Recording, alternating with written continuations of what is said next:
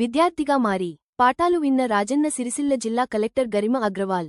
విధి నిర్వహణలో బిజీగా ఉండే జిల్లా కలెక్టర్ గరిమ అగ్రవాల్ విద్యార్థులకు బోధన చేస్తున్న తీరును వారితో కలిసి కూర్చుని పరిశీలిస్తూ పాఠ్యాంశం విన్నారు.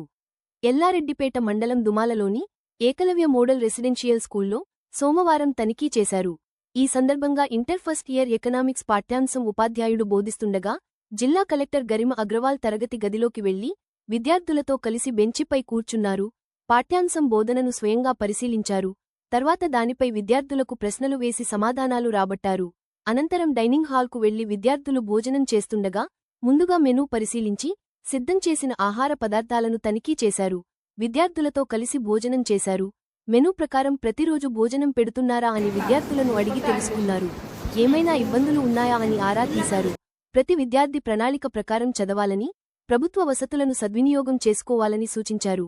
ప్రతి విద్యార్థి చదువులో రాణించి తాము అనుకున్న లక్ష్యం చేరుకోవాలని ఆకాంక్షించారు.